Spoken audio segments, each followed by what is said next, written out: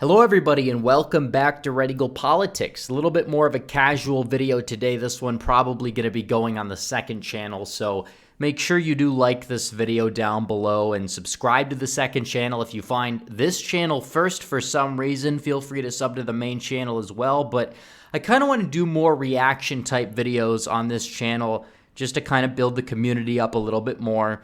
And I feel like I don't usually react to other videos unless they are awful, and I've done a few videos on streams before that I've reacted to for sure in the past quite some time ago, but usually you see a headline and it really makes you think if it's clickbait or not, and we're going to dive into it. There's a video from Let's Talk Elections. A lot of people like to say I'm like a right-wing Let's Talk Elections, and I could kind of see why they say that, but I don't just do election commentary. I mean, I do a good deal of it for a conservative YouTuber because I think electoral politics and electoral analysis is very important. And in terms of strategy and policies we actually can implement, I think it's a big cornerstone of how we actually get things done in this country. But what we see here is a video from Let's Talk Elections who, again, this guy is kind of, I guess you would say, center-left, and this is not a video that is a personal attack on Let's Talk Elections. This is not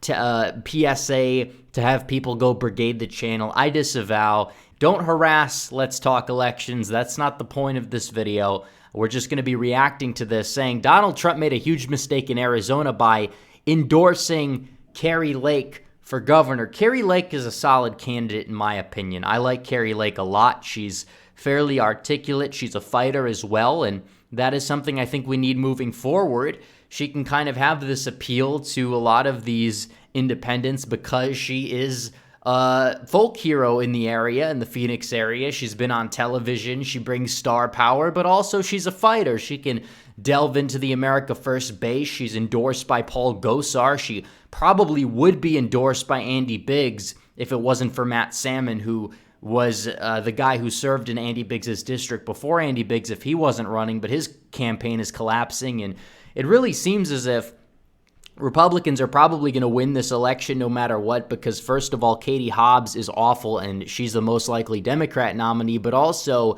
Kari Lake does seem to be a fighter and can turn the base out. So LTE says Trump made a huge endorsement mistake by endorsing Kari Lake in Arizona. We're going to see what he has to say. Maybe it's clickbait, maybe it's not. I have not seen this video yet, but also I wanted to bring up the fact that there were polls that came out yesterday, a D+8 sample in an R+4 party ID state that shows that Kari Lake is down by just 4 and Matt Salmon is down by 8. Again, registered voters, not an ideal sample. It's probably going to be like R+5 or R+6 given the environment that we're going to see here. And even these polls show Kari Lake is doing better than Matt Salmon among independents, and that's very interesting to see. And I'll probably be doing a documentary on the main channel at some point talking about Arizona and why Kari Lake is the best candidate, because there's been so many bad takes that I've been seeing, and we're going to see if Let's Talk Elections is going to be adding to that in this video, but I wanted to actually speed up the video. We'll put it on 1.5 because it's kind of a long video, and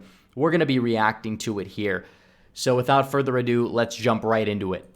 Hey guys, welcome back to today's video. Today is Saturday, November 27th, 2021, and today we're going to be talking about the 2022 Arizona gubernatorial election, in which I am here to show you why I believe that the Republican Party is jeopardizing their chance of victory in this race. A hotly contested one, expected to be amongst the closest races in the 2022 midterm elections, in which Donald Trump, as the former president of the United States, 2016 and 2020 Republican nominee for president, has endorsed Kari Lake, someone who has been proclaimed as an extremist on the Republican side, who is a Okay, so he's already starting off here. He's saying that Kari Lake is far right, and he's saying that Donald Trump made a mistake and that this is going to be one of the closest races. Plot twist, it's probably not.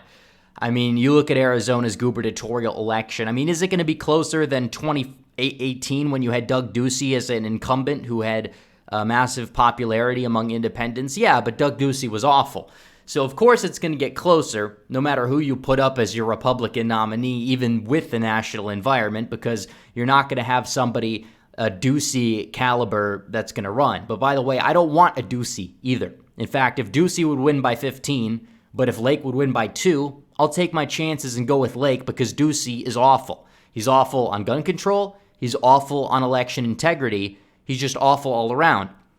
And you have this guy, LTE, he's repeating the neoliberal talking points of far-right extremist, even though we don't even know his rationale for that, so let's keep watching. Huge proponent of the election lies that the election was stolen, ultimately resulting in this endorsement by the former president, prompting her to become the frontrunner in this race. Okay, so he goes on and he says she's spreading the lies or whatever, which, again, I kind of don't want to get too much into that because of the platform that we're on right here. I don't really want to get into that too much, but this idea that she's getting too far into it, this is not an issue that most people are going to vote on either way. I mean, just because somebody says that they think an election went a different way than the way that you think it did doesn't necessarily mean, if anything, that it's going to be changed. In fact, that's an issue that probably election integrity is going to be won by the Republican base here. So I don't think that's really going to play a role. Besides, Ron DeSantis said similar things in the past. Glenn Youngkin said similar things in the primary process to what Kari Lake has said. Jack Ciattarelli almost won in New Jersey after speaking at a Stop the Steal rally. So we're only 45 seconds in, but it already is kind of mounting up in terms of the bad takes. Now, taking a look at the polling numbers in the state of Arizona, it looks like with that endorsement, Kari Lake is the presumptive nominee for the Republican Party. And that was going to happen either way. I mean, she has rallies of tens of thousands of people, but I digress. That makes sense. Donald Trump's endorsement goes a very long way, and it's very difficult to see how anyone else can counteract that. Even though there are other candidates here, such as Matt Salmon, or I don't know if it's Salmon or Salmon, I'm not entirely sure, with endorsements from Lindsey Graham, Ted Cruz, Cynthia Lummis, 3 United States senators, Andy Biggs, a representative from Arizona. You have endorsements from home and around that ultimately put Matt Salmon in that position of... First of all, it's Salmon, but that's beside the point. But I will say that he is right that Trump's endorsement does go a long way, because a lot of people out there on the right won't acknowledge this. I mean, Trump's endorsement, that is going to be the number one game changer. There's not really any other endorsements that go a long way. I mean, Rand Paul, his endorsement with some of the more like libertarian, paleo-libertarian type of Republicans does go a long way. Ted Cruz, I mean, that endorsement helps. Probably DeSantis, even though he doesn't really endorse a lot of candidates. Those are important endorsements. But honestly, he is right about Trump's endorsement being the kingmaker. Power. But none of this can overcome the endorsement by President Trump. Even Kimberly Yee, the state treasurer of Arizona, has received endorsements by other members, Debbie Lesko, a United States representative from Arizona's 8th Congressional District, and Barry Goldwater Jr., another United States representative. And taking a look at the endorsements for other candidates, you have Karen Robson, who has received endorsements from 2 former governors of the state of Arizona. Which actually is interesting because she's at 1% in the polls. It kind of shows you that endorsements as a whole probably don't make that much of a difference, except if they're big endorsements like Andy Biggs, Gosar, and obviously Trump. I mean, Jan Brewer, her endorsement, I mean, would have held weight probably 5 to 10 years ago, but doesn't right now. Primaries are really essentially done via the grassroots. And I'm agreeing with LTE on this point, actually, that Donald Trump's endorsement is the number one endorsement that you need. What's happening here? The one and sole endorsement for Kari Lake comes from President Trump, and it puts her in a very popular position across the map. Now, earlier on in the year, we were not sure who Donald Trump was going to endorse. But by the time we got closer to the eventual primary season, as of September 18th, or 28th, I believe, that is when the endorsement came to Kari Lake, who doesn't actually have that much political experience. She is known as a news anchor, someone who was on television, got to interview President Obama and President Trump, both following 2016 and 2020. Okay, and this is another thing that's important here. That's probably good. I mean, she's a news anchor. She brings star power. She's an outsider. That's her appeal. The Republican Party is becoming increasingly grassroots, and that's a good thing. And somebody like Kari Lake is important. I mean, she, again, to the other right-wing extremists that we heard earlier, I mean, she actually supported Obama in 2008 and 2012. She is the quintessential Obama-Trump voter. And I know that there's not that many of those in Arizona. I agree that Kari Lake might be a better fit on the surface for a state like Wisconsin or a state like Michigan. But either way, she's real. She's authentic. And that's a good thing. That's going to help her out in a Republican primary. Keep in mind, Trump won the Republican primary in 2016 over Cruz and Rubio in Arizona by a substantial margin. It is so true. And few will take this into account, but it does ring true. And her name is arguably somewhat recognizable across the Arizona Republican Party. But she's not a statewide elected official. She doesn't have any true political experience when it comes down to governing. So And she's ahead of Yee in the polls. Yee is a statewide official, and Kari Lake is ahead of Yee. He's in third. I mean, Matt Salmon, who hasn't really been active for a while, I mean, he's on the board at Arizona State. I mean, he was essentially the former representative from what used to be Andy Biggs's district. So do keep that in mind. Oh, with her being in this front-runner position, it also seems to be very similar in the way that Donald Trump went from a TV personality to becoming the president of the United States, the same way that Kari Lake could come from being a TV personality to the next governor of the state of Arizona. But what is my point here? Why is she specifically the point of interest for this entire video? Well, number one, of course, the endorsement from President Trump does make her the more than likely nominee for the Republican Party in Arizona, but also because of recent things that have come out against her, more recently from this November 8th article showing that this Trump-endorsed candidate, referring to Kari Lake, appeared with a Nazi sympathizer and QAnon-linked activist at campaign events. Okay, well, first of all, if CNN calls somebody a Nazi sympathizer, whatever, doesn't necessarily mean that it's true. And honestly, they called Trump all sorts of names. He won Arizona in 2016. 2020 was essentially right down the wire with an economic downturn, and you had all sorts of fortification, dark money being poured in. So let's see what they say. They say Nazi what does that even mean? What does that entail? These are the things that weighed down many members of both political sides. When you are associated with what the entire country would agree to be very negative things, very wrong things, that's when you start to put yourself in a jeopardizing position, because as soon as you're associated with them, it's very hard to shake that identity. And I'm sure the Democratic Party will use this moment of, I guess, similar crossover between. Okay, there's apparently ads right here, so we'll skip the ads. But again, like I said, just because somebody is labeled as a Nazi sympathizer, that doesn't necessarily make them a Nazi sympathizer. Obviously, they labeled a lot of people as Nazi sympathizers. So we'll see if he gets into the article at hand here. But just because a CNN article says, oh, QAnon this, Nazi that, doesn't make it true. We know that. I mean, they'll do anything. They'll do 4D chess to try and label somebody as this, via guilt by association or whatever. But it's not going to make a difference at the end of the day just because a CNN article says so. Between the two groups of people, between the Trump-endorsed candidates and then also what CNN is describing as a Nazi sympathizer, QAnon-linked activist. And while there may be some intertwining between those who believe in QAnon and also support President Trump, you also have to realize that, looking at the majority of the Trump-supporting group in America, they do not necessarily say we, at least publicly or probably privately either. I think that it's a minority of that group that believes in things such as QAnon altogether. So when you have them closely associated, the Democratic Party and the media will use this to their advantage. Well, first of all, I think it's important to understand, speaking about Nazi sympathizers, that the opponent for Kari Lake, if she wins the nomination, most likely going to be Katie Hobbs, said that all Trump voters were Nazis and that they were a Nazi base. That's essentially what she said back in 2017 and doubled down on it, essentially. That's not going to work out in a state that voted for Donald Trump in 2016. 2020, essentially a virtual tie, and then 2024 is probably going to vote for him again at this rate. I mean, seriously. And the notion QAnon is like the number one issue, nobody knows what QAnon is. I mean, seriously. A lot of these candidates like Lauren Boebert, who actually did express some sort of support for it, even though she distanced herself from it recently. I mean, she performed in line with Donald Trump in that district. So this notion that that's going to doom Kari Lake, if anything, Kari Lake's stature as a folk hero, that's going to diminish all of like the personal baggage. Oh, she did a rally with this person, even though they probably aren't even linked to QAnon that much. Associate them at every single chance that they can get. Because chances are, when you go to the average American and say, would you vote for a candidate who is associated with Nazi sympathizers and QAnon-linked activists, chances are they're going to say no. I think that first part really pushes them away more than the second one, but at the end of the day, neither of these two things are popular across the United States. And it's not just that. Kari Lake also is a huge proponent of President Trump's election lies. And what do I mean by that? Well, she has gone so far to call on the imprisonment of the Secretary of State, Katie Hobbs.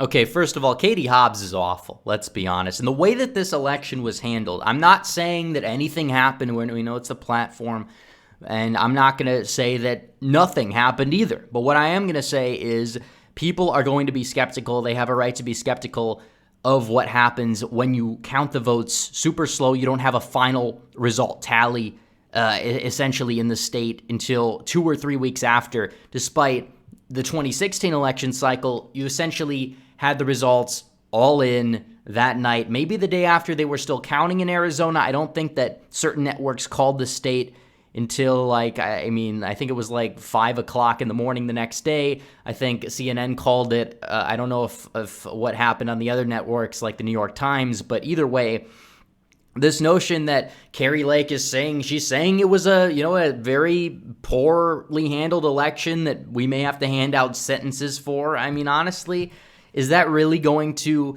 doom her in the long run? She's going up against Katie Hobbs, the person essentially who is not popular, who is not well liked, and in part handled that election poorly. Even if no fraudulent things went down, even if nothing went down that was bad, if nothing went down, it doesn't matter. It was a horribly conducted process. I think a lot of people agree with that, over 50% of the voters in Arizona. But let's go on. Either way, that energizes the base more than anything. It doesn't mean much. And if you have Katie Hobbs running ads that says, my opponent wanted to put me in jail for what I did, and it's like, that's a weird flex, honestly. To say that she should be in jail for quote-unquote rigging the 2020 election. She says that the election was stolen, that the 2020 election was not fairly won by President Biden. She has gone to extreme lengths to make that known, and I think that's I think most Republican officials have said that in some capacity, just FYI. Partially why she has received the endorsement from President Trump. Well, think about how that plays out in a state like Arizona. This is one of the states where I really... Okay, now he's going to get into Arizona. He's going to probably go on, and he's probably going to talk about the state at hand and how it typically votes. And here we go with Arizona's the neocon state. You have to run the neocons to win it. Here we go. I really think this election lie rhetoric will not help a statewide official. And the fact that Kari Lake has received that endorsement sort of tells the Republican Party that no matter what, they are stuck with her. Unless she drops out, like Sean Parnell did in the state of Pennsylvania, they are not going to find another Republican to counteract her clear front-runner status in this. Well, okay, she probably didn't beat her spouse, FYI. That's why Parnell dropped out. It's not like Parnell dropped out because the party pressured him. And I know that LTE likely knows that. I'm not like attempting to be facetious. I'm just throwing that out there. It's kind of a false equivalency. This GOP primary. But looking at the state of Arizona, I mentioned this as a state where the election lies probably don't work well here because there are voters here who were longtime voters for the Republican Party, even recently, that crossed over to vote for Joe Biden. Okay, which this is true to a large extent. And I'm not going to say that this rhetoric is going to, help her a significant amount. But at the same time, I don't think that it's going to be what dooms her. And in a primary, when you have this need for election integrity to be stressed, when you have corporations that are bragging about fortification, even if it's not magic ballots or whatever, it doesn't matter. This is a key issue that bolsters the base. And in a midterm election where the base needs to be bolstered, it's probably going to help. I don't think that these supposed takes of hers are going to be energizing the Democrats that much to come out and vote for Katie Hobbs and to give the Biden administration a moral victory in the state of Arizona. I really don't believe that it does, honestly. In fact, if you want to take a look at the last election that Joe Biden was on the ballot, besides 2020, 2012, you can see about a 9-point difference between Arizona's result in 2012 and in 2020. It swung by a very tremendous amount. Okay, this is, a long-term trend that we saw. Trump in and of itself was not the best candidate for Arizona. I don't think Trumpism necessarily is going to hurt, especially when you have a folk hero like Kari Lake on the ballot. We know this. Obviously, Donald Trump, he got roughly around 49% of the vote both times in both elections that he ran in 2016 and in 2020. Obviously, the third-party vote share was down this time around, but there's a lot of reasons for why that was. There were a lot of Mormons who did not like his past, who did not like his rhetoric. Also, you had an economic downturn. You had COVID. You had this, that, and the other thing taking place, and as a result, Arizona didn't end up being as red as it was in the past. However, if you look at it, the more establishmentarian Martha McSally, who was running for Senate, actually underperformed Donald Trump. You could say, well, Mark Kelly was a better candidate or whatever, but was he really? He was an astronaut, but he's probably going to lose next fall anyways. His approval rating is tanking, and if Martha McSally was actually a solid candidate, or if her brand of conservatism worked better, she would have outperformed Trump regardless. It wouldn't have mattered. In just a short period of time, that's over a percentage point per election year. So looking at per year, looking at Arizona's trend towards the left. It's also important to note that, demographic change likely has played a role in some of that trend as well. It's not the same state it was 10 years ago. It is true that Latinos in 2020 in the Phoenix area did move to the right a little bit, maybe move to the right enough to offset the change that happened between 2016 and 2020, but the change is still there. That's also important to note and highlight. because you can't just say it's Trump's ideology. I mean, you think these people are like war hawks who just loved McCain because he wanted to start these foreign wars? Not really. Not really. I mean, Arizona is a state I think that somebody like Andy Biggs would do fairly well in. I mean, obviously, I think that optical Trumpism would work out perfectly. I think it would energize the base there. And I think Kari Lake does play into that as well. That means there are voters here that used to be Republican voters that might still vote for Republicans in some other context, but voted for Hillary Clinton or voted third party in 2016 that ended up voting for Joe Biden in 2020. Arizona is one of those states that flipped in 2020, which again makes it difficult to argue to these voters, who many of them likely switched over from previously voting for Republicans, that their election was rigged. It invalidates the experiences of voters who change their minds about who they want to support in the presidential election. I don't think anybody thinks this way. They might say, oh, she's crazy because she believes this and I don't believe this, but I don't think they're going to take it, oh, this is a personal insult to me. Like, seriously? I don't think so. I really don't. And honestly, election integrity is an important issue. And that's going to bolster Republican turnout, if anything, from what I understand. And consequently, they wouldn't be inclined to vote for someone who is invalidating such experiences. If someone is unhappy with the Republican Party but still voted with the Republican Party in years prior and all of a sudden decides to vote for a Democrat, can you imagine in that election that the Democrat actually wins your state, that you have a party who you supported sometimes for decades telling you that the election was stolen, that actually Donald Trump expanded off his margin? It invalidates this experience of pushing back on the president or pushing. I think they care more about the surge of mandates. I think they care more about the Biden administration. A lot of those Republican voters that voted for Biden, not the neocon politicians, but the voters that voted for Joe Biden. You really think they're going to go out there and back him again? I mean, look at his approval rating. It's in the gutter. And even if some of those voters are gone, then the Republicans will do better maxing out voters such as Hispanics in South Phoenix or the white working class voters that live in a place like Yuma or Mojave County. It's really that simple. Pushing back on a certain political party, and you would not be inclined to vote for them again. And you can actually see this in opinion polling when it comes down to this audit that actually occurred in Maricopa County. Now, the state Senate in Republican-controlled in Arizona forced a state audit in Maricopa County specifically to see if all of the ballots. Okay, so we have another ad here. So, all right. So basically, he's going to go and talk about the approval rating of the audits here. We'll have to see.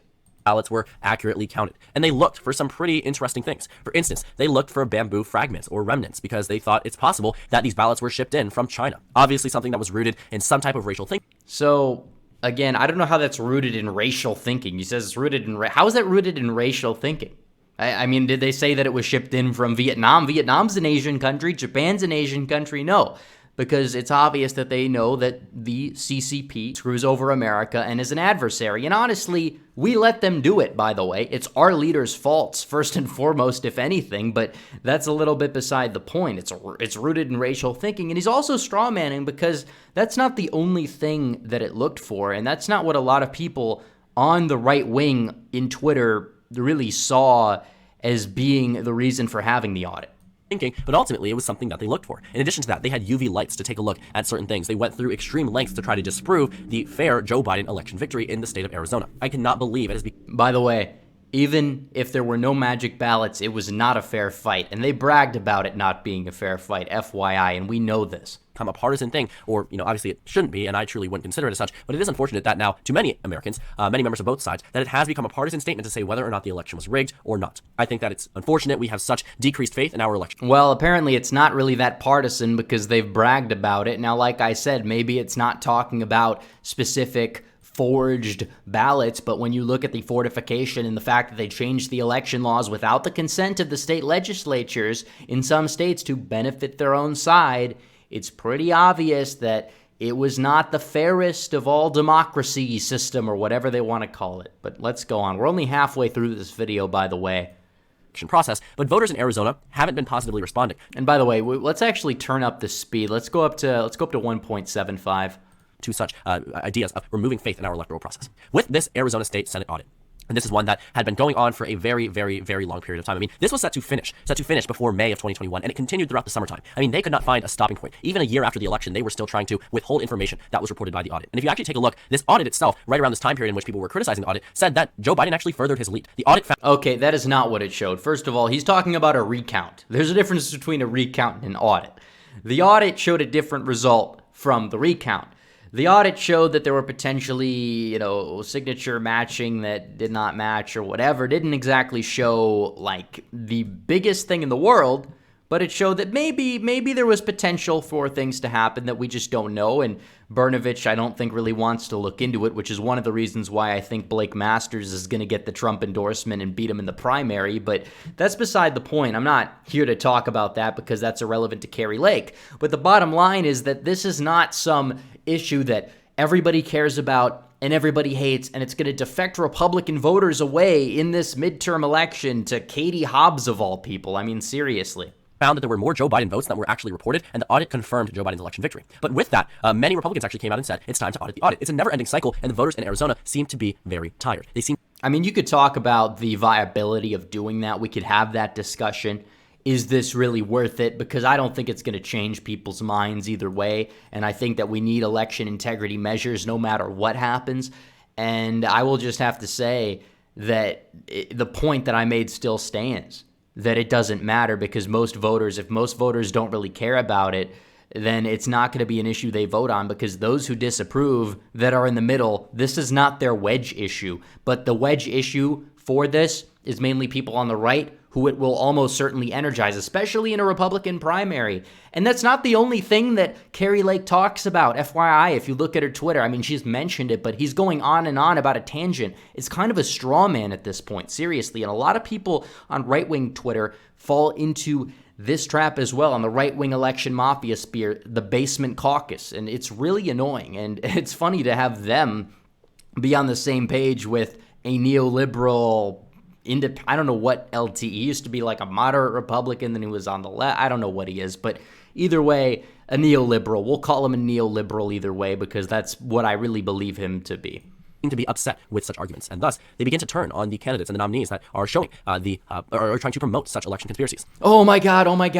I was gonna vote for Kari Lake, but she said that she wants an audit. Oh no, I'm not gonna vote for her now. Said nobody ever. If you actually take a look, let's go ahead and see if we can find that poll that I wanted to show you guys, because it is very important. This was released in May of 2021. Now, the audit was supposed to be finished in this time, but it actually extended months after this. You're talking 3, 4, 5 months after this article was released. But it was a poll that was taken in which they found that 55% of voters across the state of Arizona opposed the Republican-led state Senate audit, with just 41%. Okay, it's a poll. Oh no, it's a poll.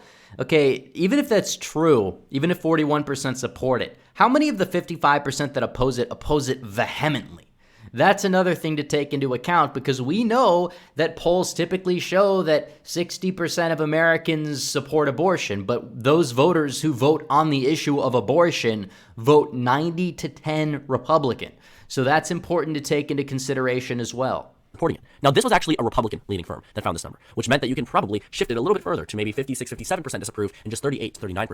Okay, that doesn't necessarily mean much. There have been Republican polls across the country, I think, that underestimated Glenn Youngkin and John James. Like, we could go on about that, but that's beside the point. Approve altogether. But even if we were just to take that number at face value, you're talking about a 14-point deficit between those who oppose it and those who support it, which is obviously not good for the Arizona Republican Party. And for Kari Lake to be this frontrunner, to be someone who is described as a serial promoter of election lies, for her to be that Republican nominee, you are going... Just because she's promoted or as a serial promoter or whatever you call it does not necessarily mean that it's 100% accurate or it's the most accurate label or that it's true, because it's really not. It's really not. That's not the only thing she talks about. But honestly, I can't see this being an issue that holds her back significantly in this election. It really won't be, honestly. Going to have voters that are clearly upset with such rhetoric, and if she continues to use it into 2022, they might... Those voters who were upset probably wouldn't be voting Republican anyways, let's be honest. Not be inclined to vote for her. The thing for Doug Ducey was that he was able to win in blue wave years simply because he was popular. People liked him on both sides of the aisle. He actually ranked in the upper half in terms of approval ratings for governors across the state. For brief periods of time, he was in the top 10 rank, even coming from a swing state. And consequently, that led to his election victory in 2000. Well, first of all, it's also important to note that David Garcia, who was Doug Ducey's opponent, was god-awful. I mean, he was probably worse than what Katie Hobbs is going to be. I mean, he was like a Bernie bro, and he got the nomination up in Arizona. And he ended up losing significantly. It kind of shows you that Arizona is not a state where far-left politics do well statewide, and that the Democrats' only hope is to run like a neoliberal-style candidate who can throw out some pro-gun empty rhetoric that they don't mean and maybe some generic border security stuff, right? That's typically what plays out well for Democrats. They run their fake moderate candidates out in Arizona. And honestly, when they get outed as fake moderates, doesn't bode too well for them. Or like Kristen Sinema, they grift. as a real moderate, and probably if she does get reelected in 2024, if she manages to not get primaried and stays with the Democrat Party, then she's probably going to move vastly to the left because that's where she's been historically. 2018, where he won re-election by a margin of 14.2% on the same ballot that Kristen Sinema won the Arizona Senate election there. Okay, this doesn't mean much. Independents didn't vote for the far-left candidate. But it is true, Doug Ducey did have appeal, but Doug Ducey was weak. Republicans want somebody better than Doug Ducey, at least within the base, even if they will lose by, or even if they will win by a lesser margin, right? It doesn't exactly matter. I mean, would you rather have Paul Gosar and he goes out there and he wins by 1,000 votes, or would you rather have somebody to the likings of John McCain 2.0 that wins by 60? I know who I'm going to pick, by the way, 99 times out of 99, okay? There by a margin of 2.4%. So you're talking about over a 15-point difference between the Senate election margin and the governor election margin simply because Doug Ducey was able to play his cards correctly. It's also important to note that statewide elections typically are less immune to waves than the elections for Senate, and ticket splitting is something that occurs vastly in a place like Arizona as well. So even if Kari Lake, and this is not referencing this video, but there's people that are saying Kari Lake's going to weigh down the Senate election. Okay, even if she did, which she's not going to, do very poorly, she's likely not weighing down the Senate election because they are two different entities. Can Kari Lake play these cards correctly? The answer is already a no. With this endorsement from President Trump following her continuous claims of election fraud, puts her in an extremely unfortunate position. Actually, it puts her in a good position for the primary, but also, what is this notion that primary campaigns are identical to general election campaigns? I mean, Trump in the primaries back in 2016, early on, was fairly brash and bold. I mean, he did a lot of things that he, obviously he was still brash and bold. He had to, make himself a little bit more polished with the optics, right? And he still was a fighter. He still believed all the same things, but he articulated a little bit differently, and he was still bombastic, but still, this happens. I mean, people become more presidential or more like a politician as the season goes on. We know this. I mean, we saw it with Trump. We see it with a lot of different candidates. I mean, Herschel Walker earlier in the year was definitely more brash and bold. He had a lot of Kari Lake style rhetoric. But since it seemed like the polls have him up 90-10, he's already running for the general. He's he's running a campaign. He's reaching out to all sorts of Georgians, and he's still sticking to his guns on the issues, but he's doing it in a different way. So there's a difference between a primary campaign and a general election campaign. This is another thing that a lot of people don't understand. The Arizona Republican Party likely will not do as well as they would under another type of GOP nominee. For instance, the state treasurer, Kimberly Yee, who probably would do well against Katie Hobbs, who is also running for governor of the state of Arizona. But instead, the Republican Party is going to be prompted and provided with someone who, number one, believes the 2020 election to be rigged so far that she calls on the active imprisonment of her Democratic opponent, Katie Hobbs. That's kind of based, by the way, but let's be fair.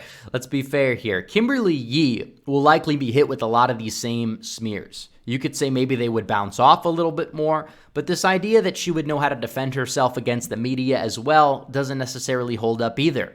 Again, we see this, and we understand Kimberly Yee, if she's so great, why isn't she leading the primary polls post or pre-Trump endorsement?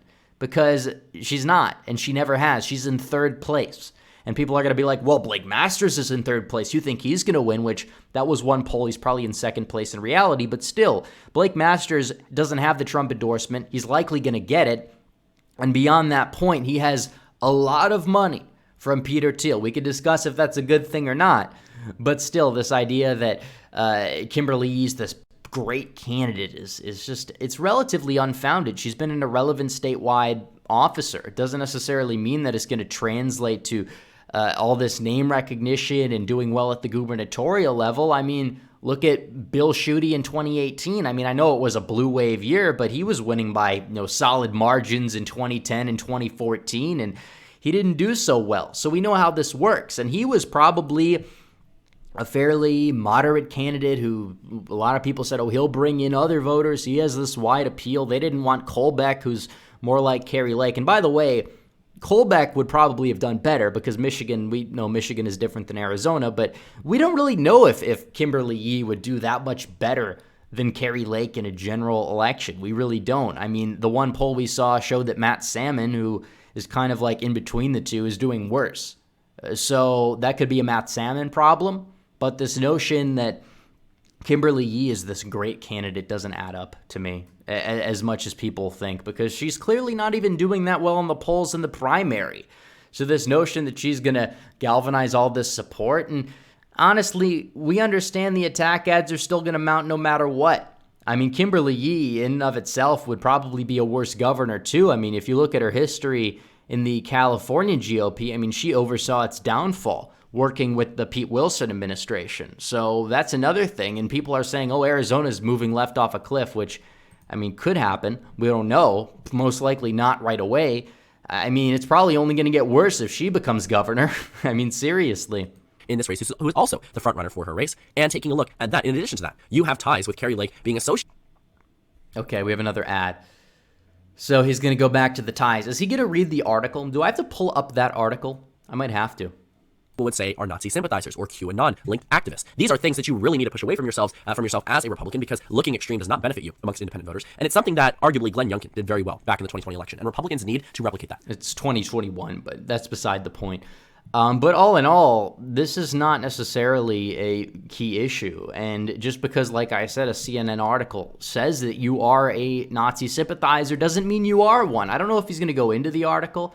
Looking at the video, it doesn't seem like he does. So I'm actually going to pull up this article, and I'm going to go through it right now. Okay, so we found the article here. Trump-endorsed gubernatorial candidate appears with Nazi sympathizer and QAnon-linked activists. So here we go. So apparently the far-right personalities are a guy who was the founder of the Anti-Maskers Club, who harassed a store for allowing or requiring customers to wear masks. Okay, so, I mean, honestly, is it bad optics to harass a store specializing in wigs for cancer patients? I guess, but that doesn't necessarily mean anything. That's just the media sensationalizing it. It doesn't exactly matter.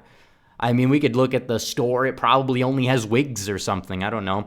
We know how the media is. But beyond that point, I mean, he's going to put pressure on companies who require customers to wear masks, partially because Doug Ducey doesn't do what Ron DeSantis does. Okay, we know this. So beyond that point, Grayson Arnold, who is a Nazi sympathizer, apparently appeared with this guy. I don't even know who this guy is. If I don't know who this guy is, I don't think the people of Arizona know who this guy is, because I understand politics. I've looked through all these names. We know everybody on the internet. Never heard of this guy before. Okay, and it says he has a history of making racist statements. Okay, what are those statements exactly? We don't know. We don't know. So this guy's appearing with what appears to be an Asian guy. So he's super racist that he appears with an Asian guy.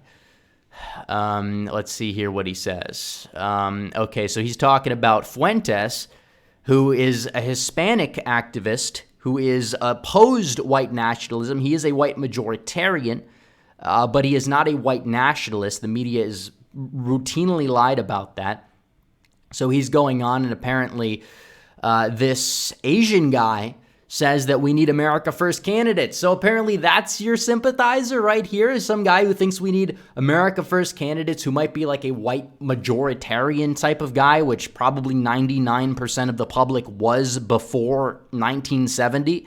Oh, wow. Wow, the horror here. This guy appeared with a guy who vaguely knows this Hispanic guy who thinks America should stay 50% plus 1% white. Oh my God. It's over. It's so over, bro. It's done.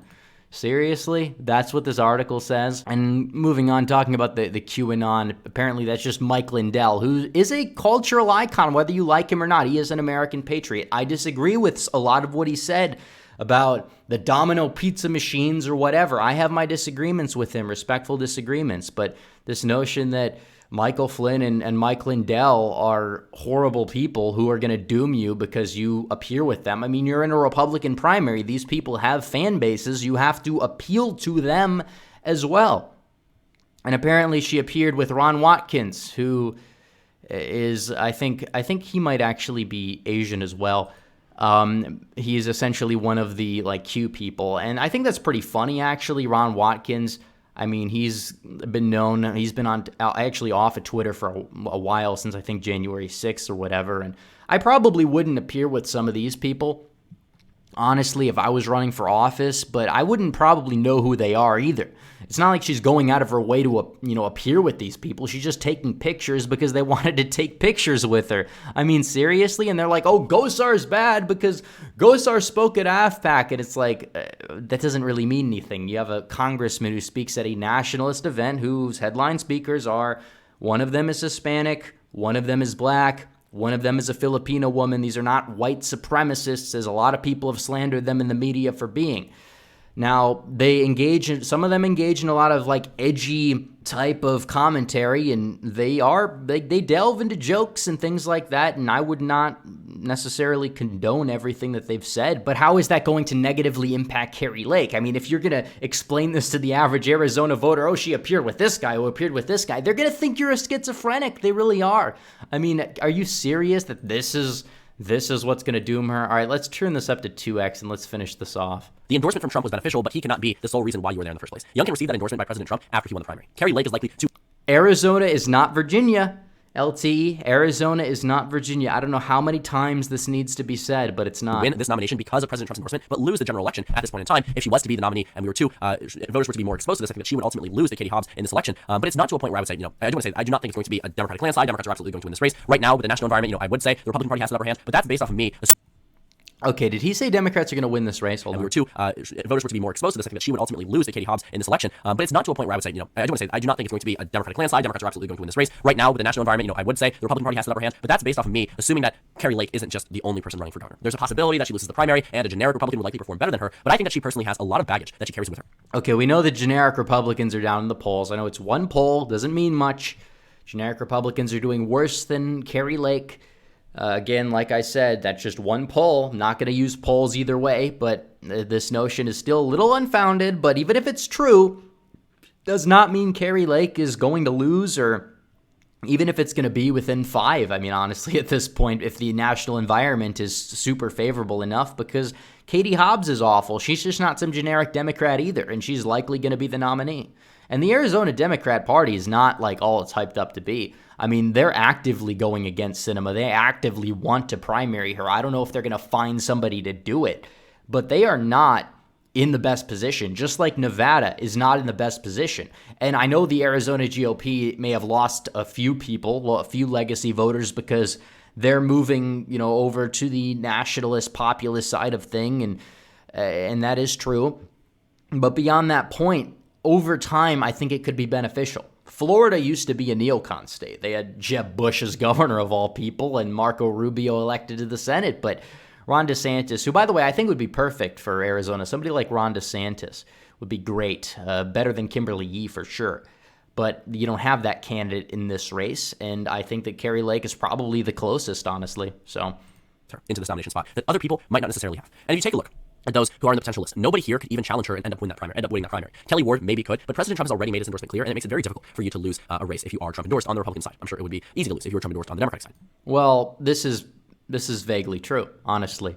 Although technically Trump did endorse Stacey Abrams for governor of Georgia if Brian Kemp is the nominee, which was pretty funny and kind of epic in a way, because it just shows how ruthless the guy truly is, and it just reminded me of 2016 Trump.